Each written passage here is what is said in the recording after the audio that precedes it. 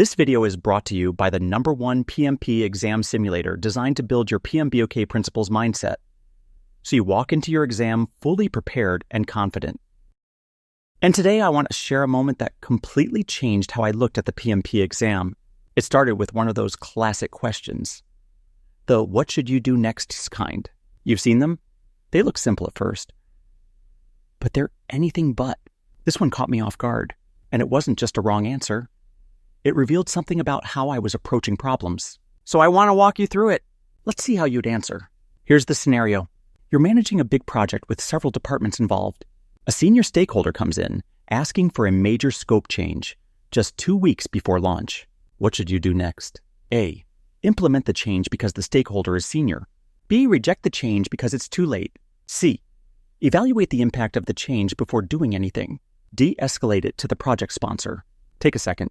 What's your call? I went with D. It felt right. Big issue, high-level sponsor, right? But I missed it. The correct answer was C. Evaluate the impact first. And that's when it clicked. The PMP isn't just about memorizing answers. It's about thinking like a calm, thoughtful leader. That question wasn't trying to trip me up. It was checking my mindset. Let's unpack it.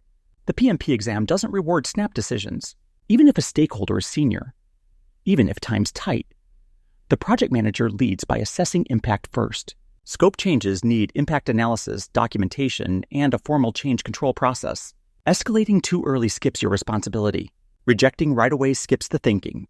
It's not about who's asking. It's about how you respond. That moment was a wake-up call. I wasn't thinking like a PMP. I was thinking like someone racing a deadline. And that's exactly why these questions exist. They test whether you react under pressure or follow the process. Here are a few patterns I started noticing. Senior asks for a change, don't jump. Evaluate first. Projects falling behind, don't panic. Reassess. Team conflict, don't escalate first, try coaching.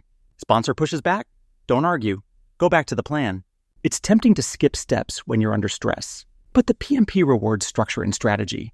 So I made a habit.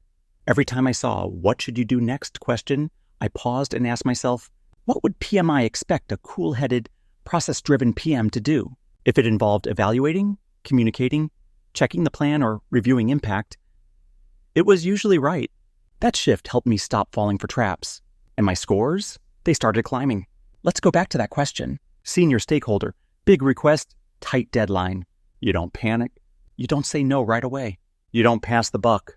You evaluate the impact. That's leadership. And that's what PMI wants to see. If questions like these are tripping you up, I get it. I've been there. But when you shift from reacting to reasoning, when you start thinking like a real project manager, not just a test taker, that's when everything changes. If this helped, give it a like. Subscribe for more real-world tips and stories from someone who's been through the fire. And remember, the PMP doesn't just test knowledge. It tests judgment. That's what the PM Mindset Pro Exam Simulator is built for. To strengthen your mindset so you can walk into test day with clarity and confidence. You've got this.